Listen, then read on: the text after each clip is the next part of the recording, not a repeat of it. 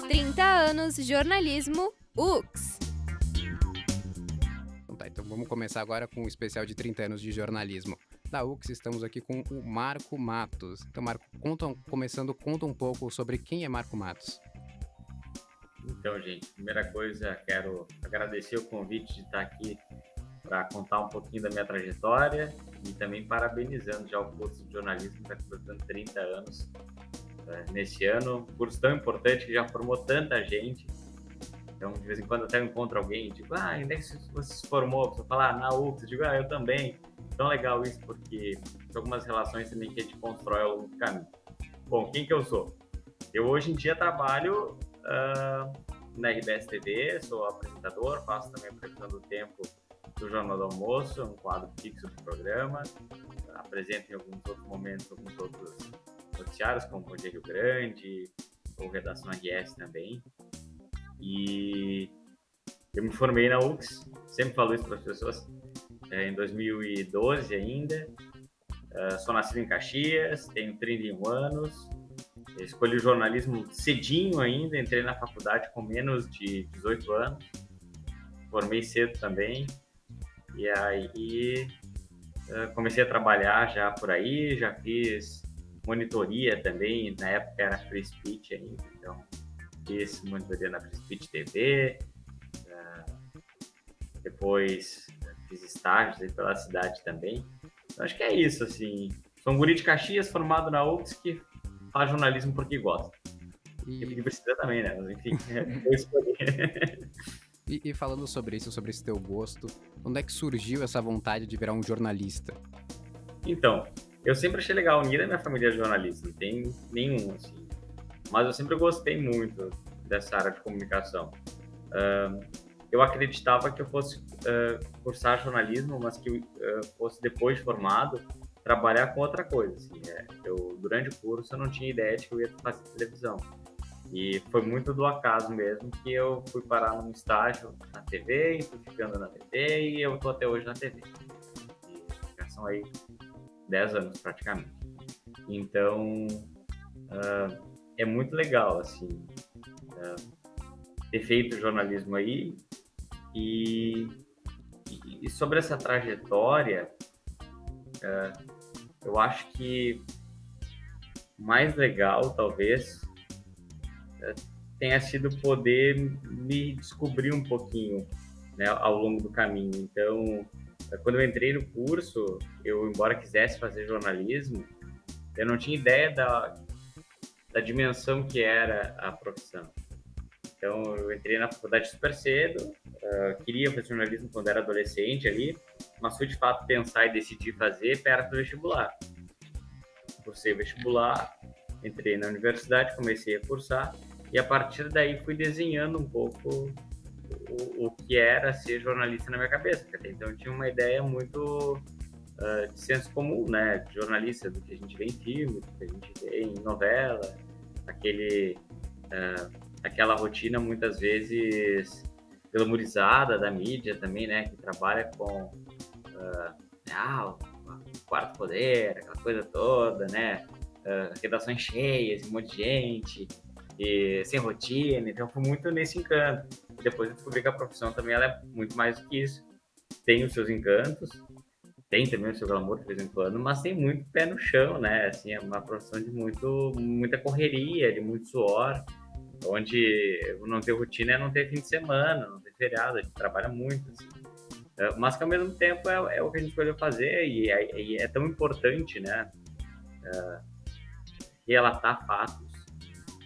As notícias são importantes para as pessoas, assim como muitas áreas de primeira necessidade. Então, ser jornalista também é um pouquinho isso, assim, um pouquinho cumprir um papel social dentro da estrutura toda que a gente vive.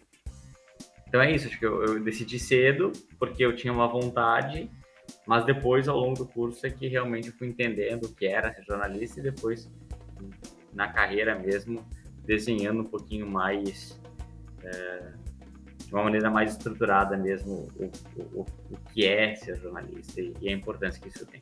E você passou 8 anos atuando como repórter, né? E agora em 2020 virou o apresentador da meteorologia da RBS TV. E também está comandando o Redação RS. Como você se sentiu com essa mudança? Foi uma mudança super natural, na verdade. Eu fiquei bastante tempo na reportagem, ainda trabalho como repórter em muitos casos, assim, eu gosto da reportagem, mas eu deixei aquela reportagem diária para encarar aí uma outra possibilidade muito mais de bastidor hoje, que é trabalho na edição do programa, então sou um dos editores também do jornal, e também apresenta ali a previsão, que é uma parte de estar na frente das câmeras no estúdio, né, que é um pouquinho diferente também. E tem sido uma experiência diferente. Acho que ao longo da carreira de jornalista a gente tem realmente que se redescobrir. Não acho ruim também quem passa a vida inteira numa mesma função, quem é aquele repórter muito raiz que gosta da reportagem, mas também tem várias coisas que a gente pode aprender. Eu sentia um pouco dessa necessidade em determinado momento e foi super natural assim, essa transição, claro que sem deixar a reportagem de rua de lado. De vez em quando eu estou na rua aí fazendo alguma coisa, porque o verdadeiro encanto do jornalismo, sem querer tirar o mérito de nenhuma das outras áreas, não é isso, mas o verdadeiro sentido do jornalismo a gente sente quando a gente vai para a rua fazer uma reportagem sobre algum fato ou sobre algo que está acontecendo naquele momento, que você nem teve tempo de pensar ainda, e você descobre que a história está acontecendo ali e você está relatando aquilo. Então, isso é super legal, assim, isso é incrível. E eu acho que todo jornalista, querendo ou não, embora às vezes repórter, às vezes assessor, às vezes locutor, às vezes algum comunicador, sempre tem aquela vontade de estar ali perto da notícia onde as coisas estão acontecendo. Então, querendo ou não, a reportagem é o lugar privilegiado do jornalista. E como tu disse antes, né, que tu se formou em 2012, então eu acredito que tu tinha muitos objetivos pra alcançar dentro da profissão, né? E tu conseguiu alcançar esses objetivos? Assim, eu acho que a gente tem que pensar sempre, quando a gente faz jornalismo, que é uma profissão muito difícil, não é uma profissão fácil, mas também todas as outras profissões também têm seus percalços, enfim, né? Nem são flores em campo nenhum de trabalho. Talvez uma ou duas profissões te rendam assim um êxito de remuneração, eu digo, de uma forma mais rápida, em pouco tempo e sem tanto esforço. Mas a grande maioria das profissões exige realmente um esforço, uma dedicação, uma progressão de carreira e algo que é realmente um pouquinho mais demorado. No jornalismo, a gente tem alguns outros desafios, né, para encarar. Muitas vezes o mercado é um pouco retraído, a gente percebe também algumas reduções em boa parte do mercado ao longo do tempo, mas na contramão disso, a gente tem hoje uma possibilidade enorme de fazer conteúdo, e o nosso conteúdo, sem estar atrelado a nenhum veículo, está no ar. Então também esse poder que se tem hoje de saber fazer um conteúdo legal e de poder divulgar nas suas próprias redes sociais, isso já é uma grande construção, assim. Então eu tinha noção que seria um caminho difícil, mas ao mesmo tempo eu também não posso me queixar, que para mim foi muito complicado. Eu decidi ali no último ano e meio da faculdade me dedicar só aos estágios e à faculdade mesmo, né? Eu trabalhava, eu conciliava trabalho, uma coisa que não tinha nada a ver com jornalismo, até para ter dinheiro para pagar a faculdade.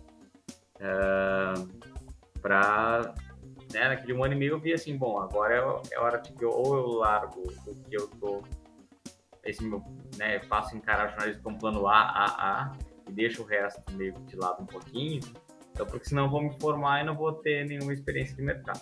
E aí, nesse último ano e meio, fui fazer estágio, e aí acabei tendo, não sei se a sorte ou, na época, um mérito apenas acabei ficando na empresa, né, abriu vaga e tal, e aí me colocaram já foi na RBS TV, no meu último estágio enquanto estudante, e depois eu já acabei ficando como repórter e fui para outra cidade.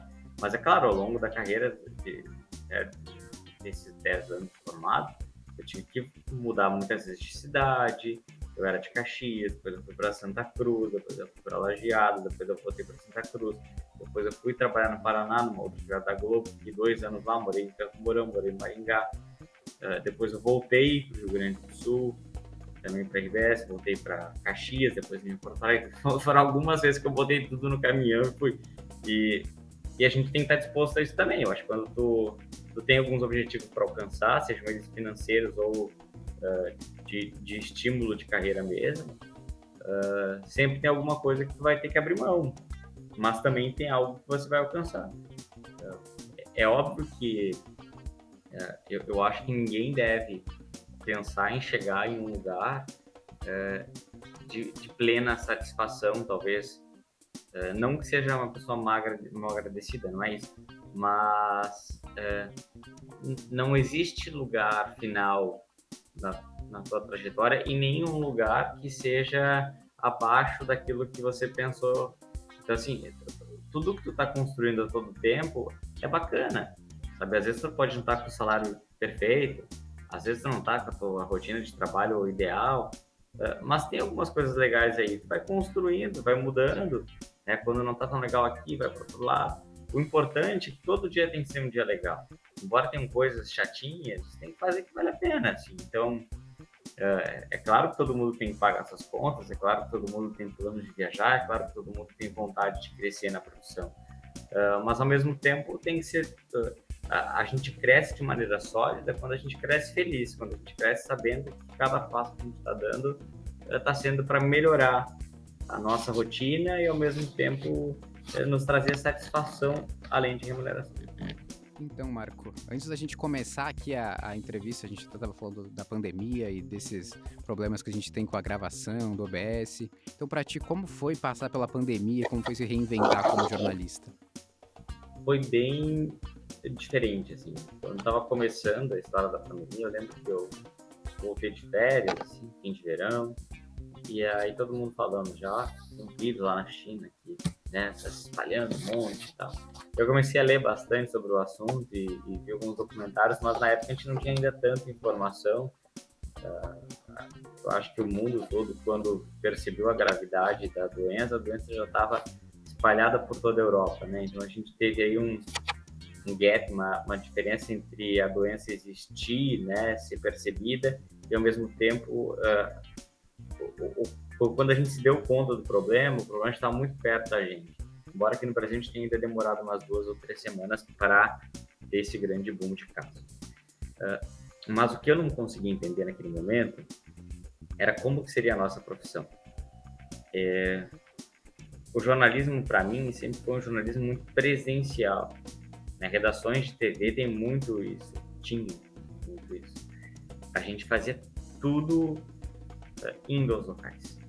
A TV mesmo, assim, a gente evitava usar imagem de celular porque a qualidade não era interessante para um aparelho de TV.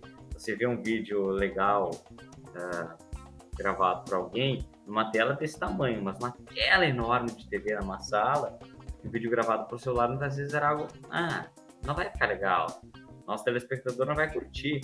Uma entrevista, assim, só se a pessoa morasse do outro lado do mundo e não tivesse algum jornalista parceiro para ir lá gravar com a pessoa. Então eu não entendia bem naquele momento como que a gente ia fazer para trabalhar. E até achei por um momento que a gente não ia sair das ruas, que a gente ia ficar nas ruas. E a gente ia reportar mesmo com as ruas vazias. Isso aconteceu ainda, mas de uma maneira muito limitada. A gente teve uma escala de rodízio, isso não foi da nossa emissora, de muito. Em que poucas pessoas ficavam trabalhando presencialmente, teve uma limitação até governamental para que tivesse um enxugamento de redações presenciais. O jornalismo também passou por isso, né? Teve protocolo. E muita gente foi para casa. E eu fui o primeiro time lá da minha equipe que foi para casa, ficar os 2 primeiros meses em casa. Eu estava nesse time, assim.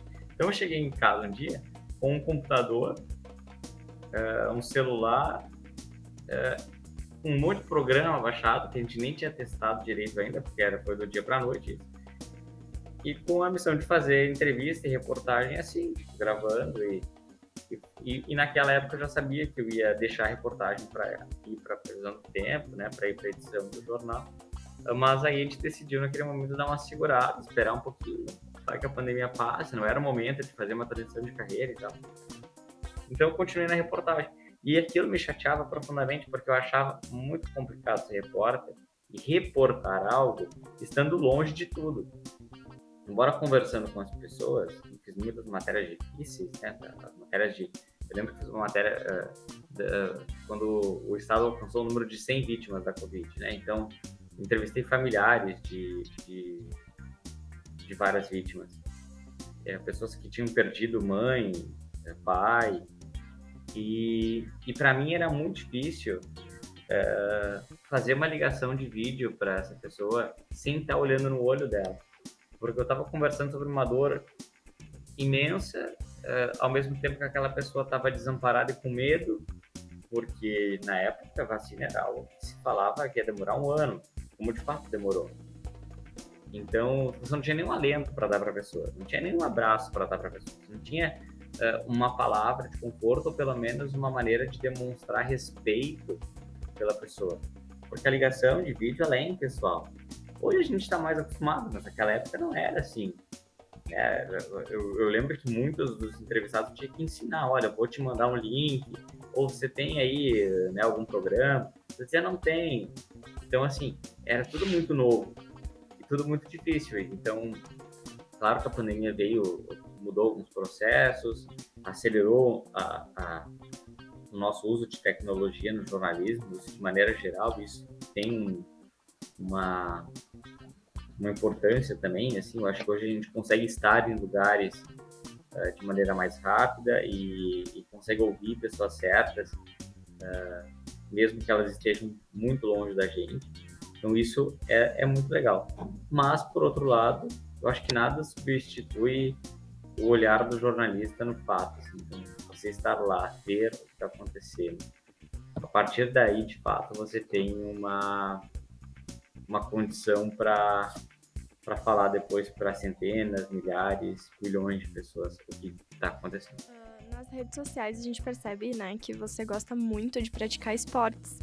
E você já pensou, teve vontade de participar do jornalismo esportivo? Sabe o que eu já acabei fazendo? A minha primeira oportunidade como repórter foi como repórter esportivo da RBS em Santa Cruz. Então eu fui para lá fazer esporte. Fiz todo um gauchão lá, na época o Santa Cruz era o time da primeira divisão, a Avenida estava na segunda divisão. Fiz muita transmissão de futsal da Série Ouro, na época pela TV Com. E fiquei praticamente 1 ano fazendo esporte, apresentando o esporte no Jornal do Almoço de Santa Cruz. E depois eu quis migrar para geral, porque embora eu goste de praticar esporte, e eu acho muito legal, assim, eu achava que eu podia desenvolver melhor algumas coisas no jornalismo geral, assim. Eu gosto muito de fazer texto de algumas outras coisas, assim, como os factuais me interessam muito, né? As notícias do dia, hard news, economia, uma coisa que eu gostei muito também. E depois foi descobrido ao longo do caminho que eu gostava demais de falar de turismo, de comportamento, de jeito de ser, de coisas que atingem as pessoas de um jeito diferente, assim. É uma linha meio... Até difícil de falar de jornalismo, mas é uma linha entre o que a pessoa gosta de saber, que ela talvez precise saber, mas o que ela está vivendo naquele momento. Nesse aspecto, assim, quando a gente faz uma matéria sobre frio, por exemplo, claro que a gente pensa logo nas primeiras pautas de frio, a gente vai fazer o pessoal com de roupa, como doar, o frio que deixou todo branco, os turistas na serra. Isso é o normal, né, o trivial. Mas quando tu pensa assim, poxa, talvez eu fiz isso agora há 2 semanas, eu disse, eu quero subir a serra, porque eu quero fazer uma reportagem lá sobre o jeito de viver de quem é daquele lugar. Eu não estava interessado em entender o que os turistas estavam indo buscar. Eu queria fazer uma reportagem sobre como se vive naquele lugar, que as pessoas vêm de longe para conhecer. Como se vive num lugar em que a temperatura baixa tão depressa e a gente tem sensação térmica de menos 15 graus. Então, o meu interesse naquele momento era contar essa história. Então, eu fui descobrindo isso ao longo do caminho também. Acho que isso é muito importante. Assim, quando a gente vai mudando e se transformando, e eu não sei o que eu vou estar fazendo com 5 anos. Sei que eu vou estar contando história. Agora, que tipo de história, eu não sei também. A nossa próxima pergunta, na verdade, quando a gente falou, né, o Marco vai vir aqui, vai falar com a gente, a galera ficou super ansiosa, daí a gente perguntou, né, quem quer Querido. perguntar alguma coisa pro Marco? Daí a gente tem a pergunta aqui da Luísa. Não sei se é uma questão pra gente falar sobre a tua sexualidade. Desculpa, não entendi a pergunta. Tu tem alguma questão de falar sobre a tua sexualidade? Porque fizeram uma pergunta relacionada a isso. Não, por favor, pode fazer. Tá, não, é porque a gente sabe como funciona hoje em dia, né? E a tua sexualidade, ela já interferiu de alguma forma na tua profissão? Então, não interferiu. Eu até, sobre isso, assim, eu acho que qualquer pessoa, tá? Isso para qualquer coisa, não só para orientação sexual. Eu acho que a gente nunca tem que ter vergonha do que a gente é, em primeiro lugar.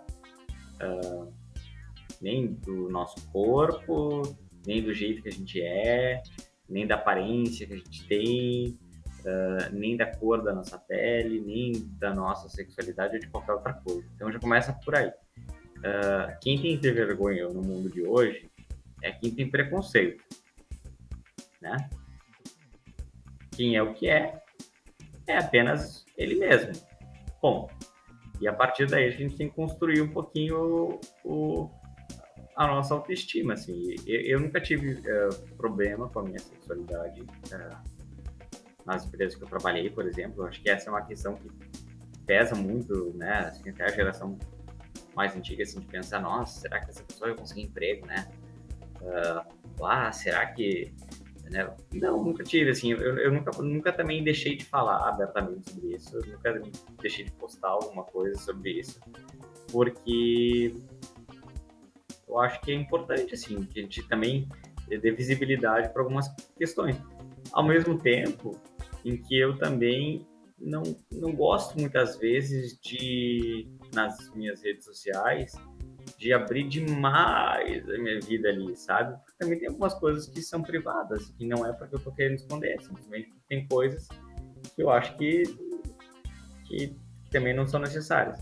Mas sim, eu acho importante a gente determinar que o profissional X, ele não é o repórter falando claramente, assim, não é um Marco que é gay, assim, acho que não faz diferença. Assim. Na boa, acho que é uma questão tranquila, assim, e até mesmo que nas redações, né, a gente sabe, no meio que a gente trabalha, assim, é muito uma pessoa muito mais cabeça aberta, assim, então muito mais modernos, assim, então acho que não tem tanto isso. É claro que para o público geral, eu tive em determinado momento da carreira assim, receio, assim, de pensar, poxa vida, será que para o público, né, como vai ser? A gente fica com medo, né, de repente, será que alguém vai ter preconceito, né, quando, de repente gosta do Marco na TV, mas aí vai entrar nas minhas redes sociais e ver que eu namoro um outro menino. Quando, na verdade, eu só vejo mensagem boa, as pessoas mandam um monte de coisa legal, assim, que legal, sucesso, amo vocês. Eu mostro pro Eduardo, que é meu marido, ele adora também. Mas, assim, a gente tem uma vida muito privada, mas, ao mesmo tempo, sem deixar de falar a verdade, porque também eu não tenho vergonha de ser gay. Então, Marco, muito bom que isso não te afeta de nenhuma forma, maravilhoso. Então, vamos continuar falando de coisa boa, vamos falar de quando tu trabalhou aqui na EC, que é onde a gente trabalha, né? Como é que foi essa tua experiência e como isso te ajudou na tua vida profissional? Então, foi muito importante, sabe? Isso eu indico para todo o estudante de jornalismo da universidade.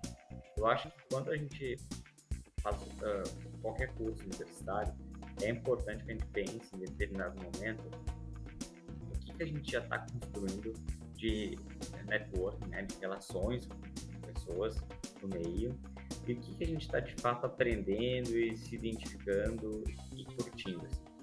Eu acho que a agência experimental, né, na época, acho que até tinha o canal Speed, agora acho que mudou de nome, mas ter esse primeiro contato também na universidade é super interessante, porque os professores estão ali para orientar, os colegas estão aí para ajudar, o ambiente muito propício para que você consiga ter ideias e que isso não seja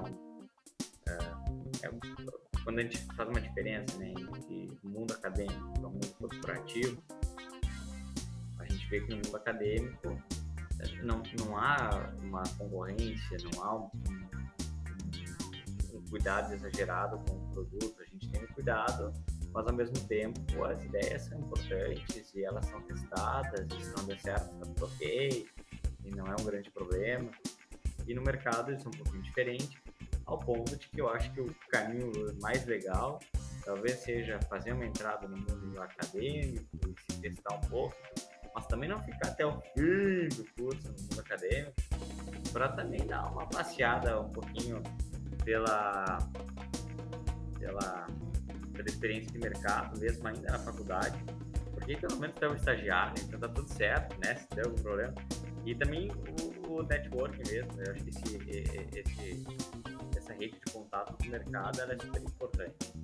Então, talvez a minha grande orientação, assim, e conselho para estudando jornalismo seja isso, pensar em determinado momento do curso, fazer uma experiência de monitoria, de conhecer um pouquinho dos processos, ficar mais craque ali em algumas demandas e tal, e depois partir para algum estágio ali no fim do curso, porque eles são bem legais, assim, e dão bastante possibilidade de algumas contratações, então acho que isso é legal também.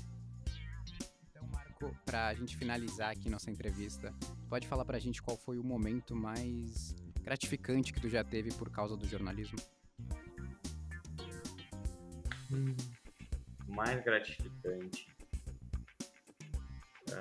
Tem dois. O primeiro é uma história bem antiga, assim, de 2014.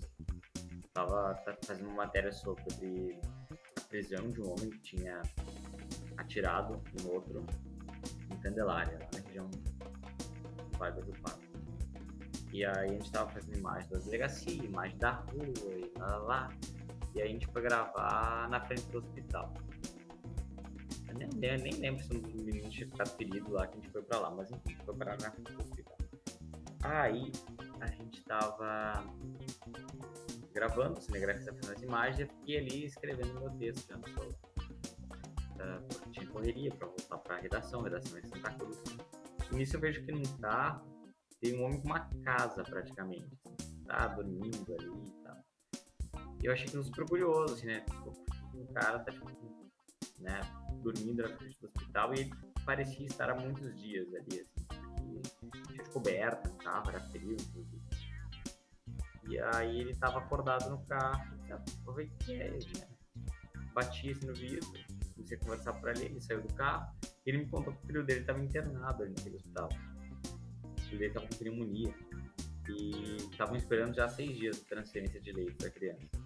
O menino até inclusive com síndrome de Down. Aí que tinha recém sido batizado como Francisco, porque o Papa Francisco Francisco tinha virado Papa. Aí ele tinha ensinado por conta disso. Aí eu entrei no hospital, né, tava na frente lá e perguntei, olha, por que, né, o bebezinho tá aqui ainda e tal. Eles disseram, não, ele tá na lista da regulação, né, para uma transferência para uma UTI pediátrica, mas a gente ainda não conseguiu, ele tava ventilação, inclusive as enfermeiras estavam se revezando, assim, fazendo ventilação na criança, assim, todo tempo já, várias vezes. Eu achei super estranho, porque era muito tempo já que a criança estava na fila e praticamente me falaram no hospital que a criança não teria jeito, assim, não ia conseguir dar a volta porque estava muito tempo já esperando o leito e estava muito malzinha e tal. Eu achei aquilo muito estranho e gravei tudo, né? Eu gravamos, gravei a conversa com o pai, gravei no hospital. No meu caminho de volta até a redação, já comecei a apurar com a Secretaria Estadual de Saúde, porque a criança tinha transferido e tal. Quando a gente chegou na redação, que eu estava com a matéria era em fita ainda, não era em disco. A gente ia gerar essa matéria para Porto Alegre, então. Na época, ainda a outra matéria, que era o tiroteio. E aí eu disse para o editor-chefe do programa, disse, olha, gravei essa situação, estou atrás da Secretaria de Saúde, porque não consegui transferência, o bebê está 6 meses, o cara está lá. Eu disse, não, vamos mudar essa matéria. Nem me gera material da outra, me gera material dessa, que tem, e vamos construir um VT disso aí. Eu gerei para eles esse material que eu tinha gravado lá, e foi naquele momento que a gente mudou as imagens, se descobriu que o registro da criança para entrar naquela fila de transferência tinha se perdido em algum problema que tinha tido no meio do caminho. Que não era culpa do hospital, mas também a secretaria que não era culpa dela, então tinha ficado meio que um problemão aí. E a criança, de fato, então nunca seria transferida, porque nunca ia chegar a vez dela, se ela não estivesse na fila.